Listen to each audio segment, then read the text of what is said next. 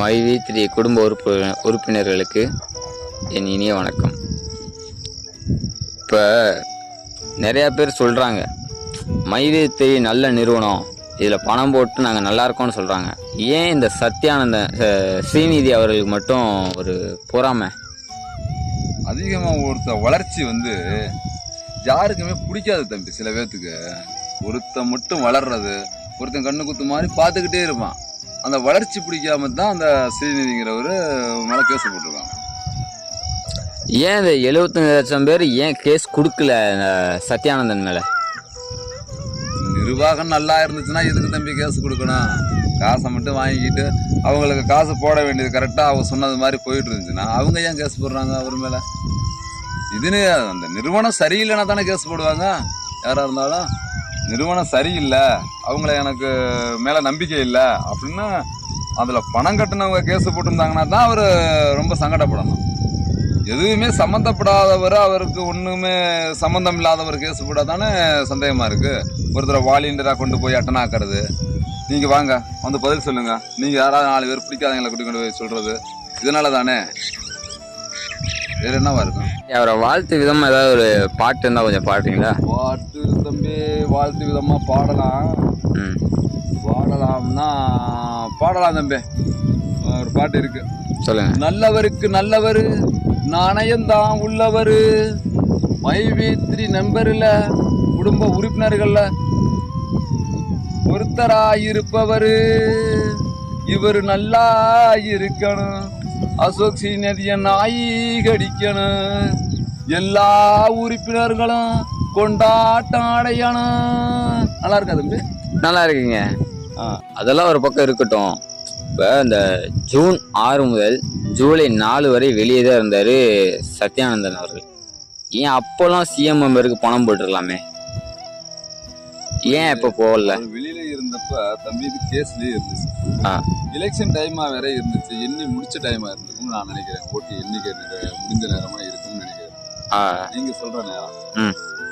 அதனாலதான் சின்ன ஆளுகளுக்கு பணத்தை போட்டுட்டு பெரிய ஆளுகளுக்கு அதை நிப்பாட்டி வச்சிருந்தாரு.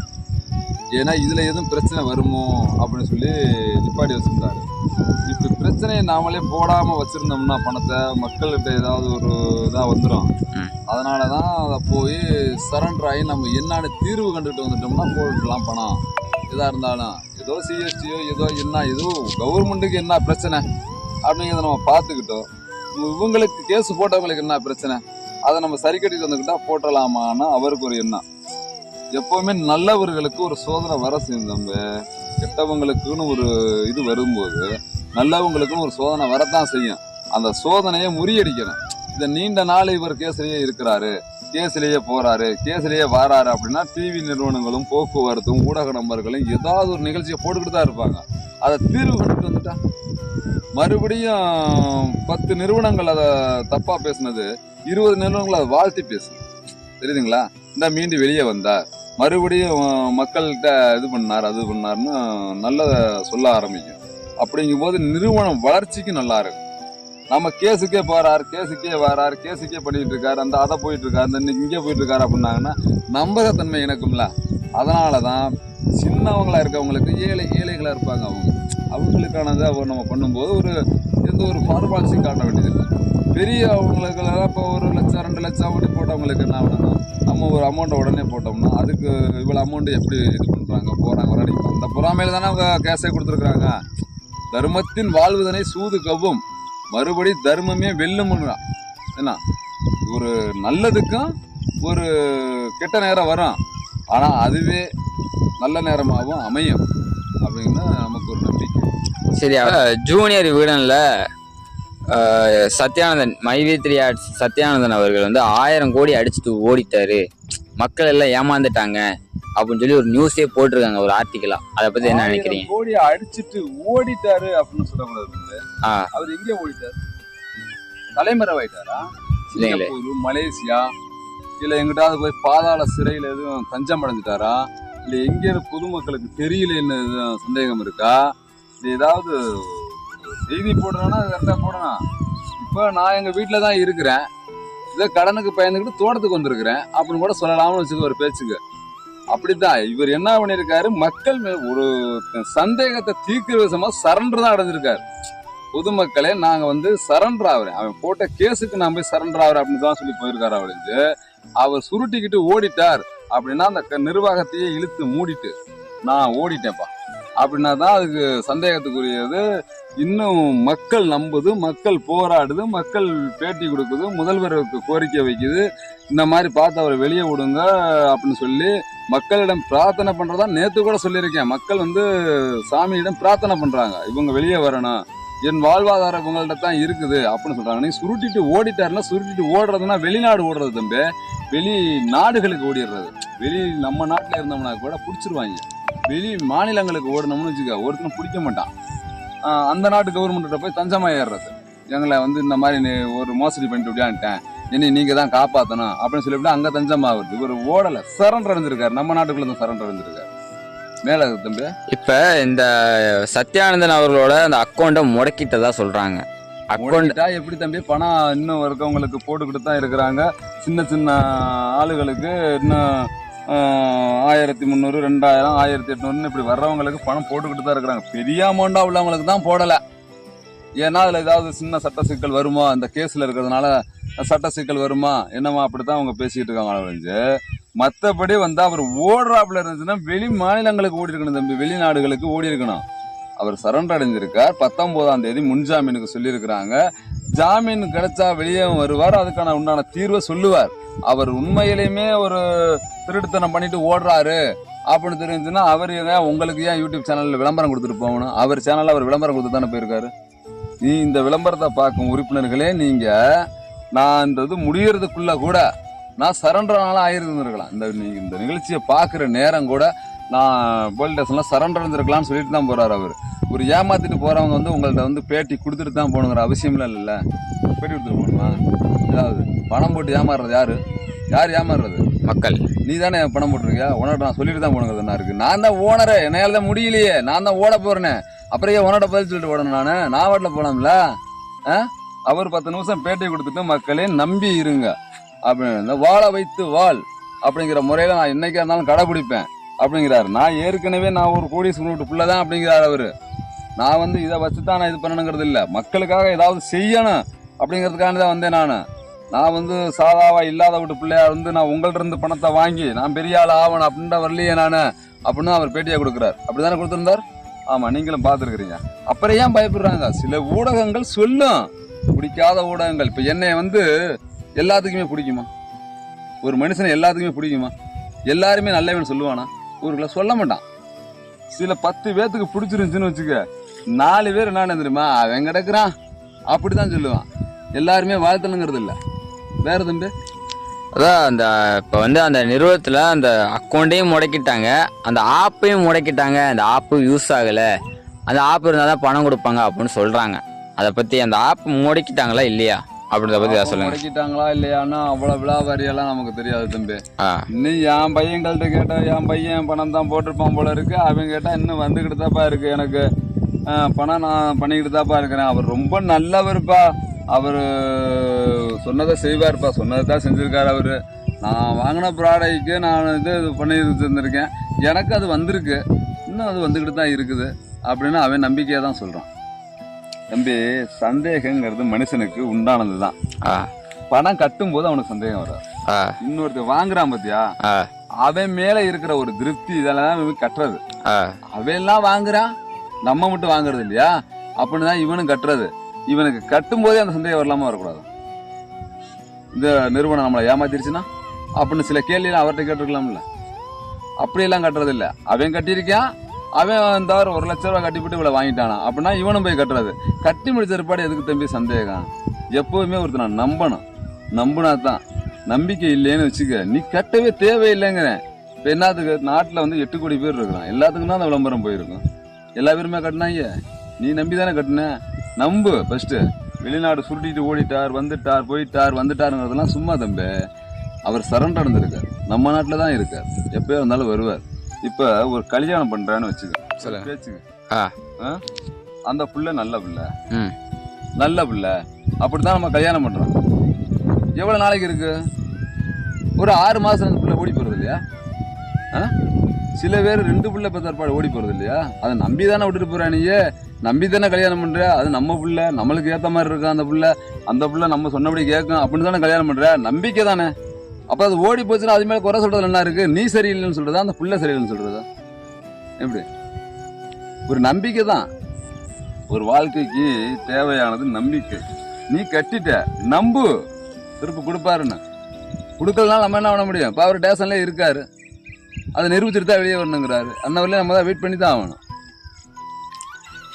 சரிங்க. இப்போ வந்து நிறைய பேர் என்ன சொல்றாங்கன்னா, தப்பா வந்து அவங்க முதல்ல சேர்க்கும் போது ஃப்ரீயா சேர்க்குறாங்க, உள்ள போனா 1 லட்சம் நீங்க பணம் கட்டுங்க, கட்டி தான் ஆகணும் அப்படின்ற மாதிரி வற்புறுத்துறாங்க அப்படின்னு சொல்றாங்க. அதை பத்தி தான் உங்களுக்கு தெரியுமா? அதை பத்தி நமக்கு ஒன்றும் சரியா தம்பி. அது வந்து நீங்க எப்படி சொல்றீங்கன்னு எனக்கு ஒன்றும் சரியா தெரியல. 1 லட்சம் கட்டுங்க அப்படின்னு எப்படி சொல்லுவாங்க? கட்டியே ஆகணும்னு அது வந்து சொல்றாங்க. அதுல வந்து நிறைய பேர் வந்து இதை பத்தி தப்பா சொல்றாங்க. 1 லட்சம் இப்படி கட்டினாதான் வந்து உங்களுக்கு பணம் வரும் அப்படின்ற மாதிரி சொல்றாங்க. அதை பத்தி உங்க பையன் வரைக்கும் கேட்டிருக்கீங்களா? அதாவது தெரியுமா? அதை பத்தி நான் கேட்டதில்லை. நான் கட்டின காசுக்கு நான் வரலையும் எனக்கு நான் ரீசன்ஸ் வந்துகிட்டு இருக்குதுப்பா. அவங்களுக்கு நம்மளுக்கு எந்த இதுல இல்ல. இப்ப வந்து உங்க பையன் அது மாதிரி ஏதாவது சொல்லியிருக்காங்களா, நீங்க கட்டி தான் ஆகணும், 1 லட்சம் கட்டினாதான் பணம் வரும் அப்படின்ற மாதிரி சொல்லி உங்க பையன் உங்கள்ட்ட மாதிரி கேட்டிருக்காங்களா? சொன்னதில்லை. சின்ன ப்ராஷனை வாங்கி இருந்திருக்கேன். ஒரு கட்டு நான் 1 லட்சம் ரூபா பணம் வேணும், நான் கட்டணும் அப்படின்னு சொன்னதா என் தங்கச்சி சொல்லிச்சு. என் தங்கச்சி கிட்ட 1 லட்சம் ரூபாலாம் கொடுக்காதம்மா அப்படின்னு சொல்லிட்டேன். அந்த மாதிரி தான் பார்த்துட்டு இருந்தா. இப்போ இதில் பார்க்கும்போது இது கிட்ட தான் அவன் கேட்டிருப்பான் போல இருக்கு. இது சின்ன உள்ள கட்டியிருப்பான் போல இருக்கு. அதுக்கு இந்த ரூபா பணம் வந்துகிட்டு இருக்குன்னா அப்படின்னு சொல்லி அதை சொல்லிட்டு இருக்கிறான். அவ்வளவுதான் நமக்கு தெரியும். கட்டுங்க அப்படின்னு. அந்த பையன் எப்போ எவ்வளவு போட்டா அப்படி இன்ன வரைக்கும் எவ்வளவு எடுத்துட்டு இருக்கா அப்படி அதாவது தெரியுமா? சின்ன ப்ராசஸ் எல்லாம் வந்துட்டா எவ்வளவோ சொன்னான். இது வரலையும் எவ்வளவுக்கோ வாங்கினதுக்கு மேல பணம் எடுத்துட்டதா அவன் சொன்னான். நான் சின்ன ஒரு பொருள் தான் வாங்கினேன், அதுக்கு உண்டான காசு மாசத்துல இவ்வளவு, இந்த இவ்வளவு காசு வந்தோடனே தான் நான் இப்போ எடுப்பேன் அப்படின்னு சொல்லிவிட்டு அவன் ஒரு ப்ரூஃப் காட்டினான். அவ்வளோ விழாவாரியாக அவன்கிட்ட கேட்கல. ஆனால் அவன் காட்டின இது வந்து ஒரு 2500 3000 ரூபாய்க்கு எடுத்த மாதிரி அவன் காட்டினான் என்கிட்ட. இவ்வளோ கதை அந்த நிறுவனத்தில் இருந்தப்போ எனக்கு கொடுத்துருந்தாங்க, நான் அக்கௌண்ட்டில் ஏறினோடனே நான் எடுத்தேன்ப்பா அப்படின்னு அவன் சொன்னான். மற்றபடி விவரம் கேட்கல. இன்னுமே விவரம்னா அவன்கிட்ட கேட்டுட்டு தான் நான் அவங்கள்ட்ட சொல்ல முடியும். சரி, இப்போ அது ஏன் வந்து இப்படி முடக்கிட்டாங்க? அவர் நல்லா தான் இருக்காரு, இருக்கும்போது ஏன் முடக்கிட்டாங்கன்னு ஏன் ஒரு கருத்து சொல்கிறாங்க? எதுக்காக இப்படி சொல்லணும்?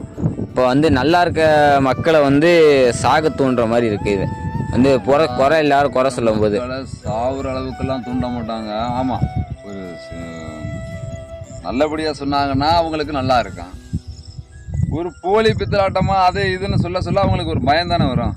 மக்கள் ஏற்கனவே வந்து மக்கள் நிறைய பயத்துல இருக்காங்க. பயத்துல இருக்கும்போது அந்த பயப்படுற மாதிரி சொன்னாங்கன்னா மேல நம்ம போட்டோ முதல் ஓடிடுமோ, ஐயோ நான் 1 லட்சம் ரூபா கட்டினேனே, அந்த முதல் காசு போயிருமோ, அந்த இது போயிடுமோன்னு ஒரு பயம் தான் இருக்கான். அவன் கடை வாங்கி கூட கட்டிருக்கலாம், ஏழை மக்கள் தானே. அதனால ஒரு பயத்தை ஏற்படுத்துறதா. இந்த பயத்தை ஏற்படுத்த என்ன பண்ணுவாங்க, இருக்கிற மக்கள் போய் கேஸ் கொடுப்பாங்க. எப்படி பயத்தை ஏற்படுத்தினா என்ன பண்ணுவாங்க, இந்த இப்போ 1 லட்சம் ரூபா கட்டினவன் இந்த 75 லட்சம் சொல்றீங்க, இந்த 75 லட்சத்துல ஒரு 25 லட்சம் பேர் 1 லட்ச ரூபா கட்டிருக்காங்கன்னு வச்சுக்க. இந்த பயத்துல ஒரு 12 லட்ச ரூபா இருக்காங்க. இப்போ அவன் போட்ட வரலையும் முதல்ல எடுத்துட்டான், போட்டு போறவங்க ஒரு 12 லட்சம் போவாங்க. இந்த போட்ட முதலீடை எடுக்க முடியாம இருந்தவங்க கேஸ் போடுவாங்கல்ல, அப்போ இவர் மேல ஒரு அலை மோதும்ல. எப்படி இங்க பாருங்க, உங்க மேல வந்து இப்போ இத்தனை பேர் கேஸ் கொடுத்துருக்காங்க, அப்ப நீங்க மோசடி பண்ணிட்டு இருக்கீங்களா இல்லையா அப்படின்னு ஒரு சந்தேகம் ஏற்படும்ல. அந்த வச்சு நீதிபதி ஒரு இது சொல்லலாம்ல. அதனாலதான் ஒரு பயத்தை ஏற்படுத்துறது. அந்த பிடிக்காத சேனல்கள், போக்குவரத்து இந்த மாதிரி இருக்கிறது, அந்த மாதிரி ஒரு டீட்டெயில் கொண்டு வரலாம்ல. சும்மா எப்படி ஒருத்தர் பயத்தை ஏற்படுத்தினா தானே அவன் உள்ள போவான். கட்டும்போது யாருமே வந்து யார்ட்டையும் கேட்கறதில்ல தம்பி. பணம் கட்டும்போது இதை கொண்டு கட்டலாமா வேணாமான்னு யார்கிட்ட கேட்குறாங்களா? இல்லை, என் மகன் தான் கேட்டான், கேட்கல. ஆனால் சந்தேகம்னு வந்துருச்சுண்ணா. நானும் அப்பா நான் அதில் 1 லட்ச ரூபா கட்டிட்டப்பா, அது நிறுவனம் எல்லாம் அப்படி சொல்கிறாங்க இப்படி சொல்கிறாங்கப்பா, நம்ம ஒரு ரிப்போர்ட் கொடுக்கலாமாப்பா. அப்போ ரிப்போர்ட் கொடுக்கும்போது இவன் ஒத்தையா போக மாட்டான், என்னையும் சேர்த்துக்கப்படுவான். அப்போ அப்பனுக்கும் அவனும் சப்போர்ட் கையெழுத்து, இத்தனை பேர் வேறு உன் மேலே கேஸ் கொடுத்துருக்காங்க அப்படின்னு சொல்லி அந்த நிறுவனத்துக்கு பிறகு நான் பணமே கட்டாமல் நானும் வேறு கேஸ் போடணும் அவர் மேலே. என் மகனை ஏமாற்றி இது வாங்கிருச்சு இந்த நிறுவனம் அப்படின்னு சொல்லி போடணும்ல. ஒரு பயத்தை ஏற்படுத்ததான் தம்பி இது. இப்போ பயத்தினால வந்து நியூஸ்லேயே நான் ஒருத்தவங்க பார்த்தேங்க. இப்போ வந்து அவங்க என்னத்தினால இறந்தாங்கன்னு தெரியல. இப்போ மைவி3 நிதி நெருக்கடியில் பணம் இல்லாமல் வந்து குடும்ப சூழ்நிலை சரியில்லாமல் இறந்ததா சொல்லி சொல்கிறாங்க. அப்படி வந்து விளம்பரம் பண்ணியிருக்காங்க நியூஸில். அதை பத்தி நீங்க என்ன சொல்றீங்க? அது எப்படி உடனே வந்து பணம் இல்லை அப்படின்னு சொல்லி எப்படி இறந்து போவாங்க? எப்படி இறந்து போவாங்க? சந்தேகத்தின் பேர்லன்னு இருக்குது. பணம் இல்லைன்னு சொன்னவனே எப்படி இறப்பாங்க அவங்க? அதான் அவங்க சொல்றாங்க, மையத்திலிருந்து வர்ற காசை வச்சு நான் வாழ்ந்தேன், இப்போ மையத்திலிருந்து வரல, நான் என்னால வாழ முடியல அப்படின்னு இறந்து போட காரணமா இருந்தது அவரா இல்ல எதிர்த்து கேஸ் போட்டு அசோக் யாருன்னு பாக்கணும்ல. இப்ப வந்து அவரு கொடுக்காம இருந்துட்டு ஒரு 6 மாசமா கொடுக்கல, நான் கட்டி 2 வருஷம் ஆச்சு, 1 வருஷமா வந்துச்சு எனக்கு பணம், இப்போ 1 வருஷமா வரல, என்னால குடும்பத்தை காப்பாற்ற முடியல, நான் இறந்து போயிட்டேன்னு சொன்னாங்களா? இல்ல இப்ப கிட்டடிச்சுல வந்து இந்த கேஸுக்கு பின்னாலதான் வரலையா அப்படிங்கிறது தெரியணும்ல. சும்மா மொட்டட்டின்னு சொன்னோம்னா எப்படி திரும்பி பதில் சொல்ல நல்லா இருக்காதுல்ல. நமக்கு தெரிஞ்ச அளவுக்கு தானே கேட்க முடியும். நமக்கு வந்து அது மாதிரி நல்லா தீர ஆராய்ச்சி பண்ணிக்கிட்டு வந்து கேட்டீங்கன்னு அதாங்க நமக்கு என்ன சொல்றாங்க, நியூஸ்ல மை வீத்திரியால் இறந்த மக்கள் எந்த பதிலுமே சொல்லக்கூடாது. அவங்க வந்து என்னத்தினால எப்பயே பிடிச்ச ஒருத்தர்ல எப்பயே பிடிச்ச அவர் ஏமாத்தினாரா, இல்ல இவங்க இந்த கேஸுன்னு வந்த பிற்பாடு இது நடந்துருந்துச்சுன்னு வச்சுக்க, இப்ப அசோக் சீனி மேலதான் அவங்க சொல்லணும். ஏன்னா இந்த கேஸை போட்டது அவரு, சில பேர் வாழ்வாதாரத்தை கெடுத்தது அவருன்னு சொல்லி கூட அவங்க மேல கேஸ் கொடுக்கலாம்ல, அவர் மேல கொடுக்கறத விட. ஏன்னா அவர் வந்து நம்ம நாட்டை தான் தஞ்சம் அடைஞ்சிருக்காரு, அதனால வந்து ஓடி ஒளியல, அவர் சாப்பிட்டு போவார்னா நம்ம நினைக்கல. இதை சாப்பிட்றதுக்கு மாதிரி ஒரு கெட்ட நிறுவனங்களா போலியா தயார் பண்ணா எப்பவுமே ஒரு நல்லது செஞ்சா ஒரு கெட்டவன் இருக்குதான் செய்வது தருவோம்.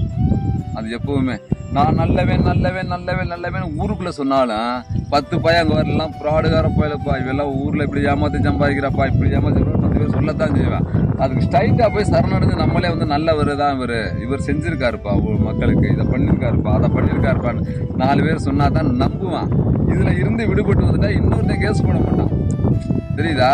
இன்னொருத்தன் போய் ப்ராடு பேச மாட்டான், இன்னொருத்தன் போடா அதை அவன் போய்விட்டு வந்து விட்டா ஒன்றும் இல்லை ஜமாளிச்சு அவன் மாட்டான் வந்துட்டான் அப்படின்ட்டு அதை வாழ விடுவாங்க. இல்லைன்னா சாகடிச்சிடுவாங்க. தம்பி ஜமாளிக்க முடியலன்னா எப்போவுமே உண்டான பழக்கம் நீங்கள்லாம் ஒன்று கற்றுக்குங்க.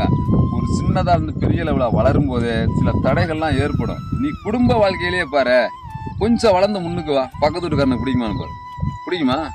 அவன் கண்ணா புண்ணான்னு திட்டுவான், நம்மளை வழியில போகும்போது திட்டுவான், வரும்போது துப்புவான், காரி துப்புவான், எல்லா வேலையும் செய்வான். இதுக்கு நான் ஒரு தீர்வை கண்டுபிடிச்சிட்டு வச்சுக்குவேன். அப்புறம் நான் 6 மாதம் கழிச்சு, தம்பி எங்க வேலைக்கு போற, என்ன செய்யற, இப்போ என்ன பண்ணிட்டு இருக்கிற, போறிய வரைய நல்லா அது பண்ணிட்டு இருக்கேன் இது பண்ணிட்டு இருக்கேன்ல அப்படின்னு நம்மளை வாயில்றா பேசுவான். சரியில்லாம அதுலயே முடக்கிட்டான்னு வச்சுக்க, முடக்கிட்டேன் பத்தி அவனை அப்படிதான் பேசுவான். நம்ம உள்ளூருக்குள்ள நிலவர மாதிரி தான் இதுவும். இது சின்ன லெவல்ல இருக்கவனுக்கு பிரச்சனை, பெரிய லெவல்ல இருக்கிற பிரச்சனைக்கு பெரிய ஆளுகளே இது பண்ணிக்குவாங்க.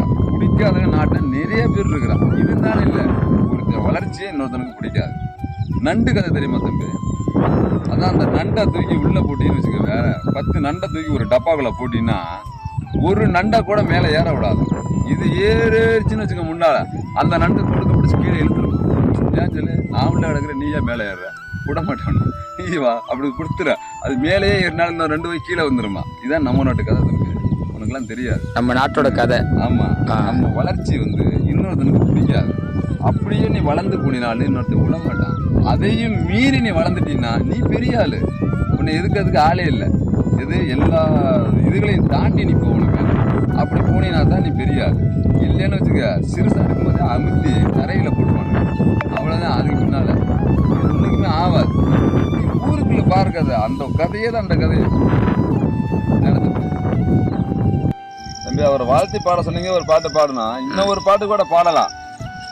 சொல்லுங்க. நல்ல பிள்ளையா நீ நடந்து கொள்ளணும், இந்த நாடு முழுவதும் உன் பேரை சொல்லணும், வள்ளல் எம்ஜிஆர் பேரை வாங்கணும், இந்த ஊரெங்கும் நாடெங்கும் நல்ல பிள்ளையா நீ நடந்து கொள்ளணும்.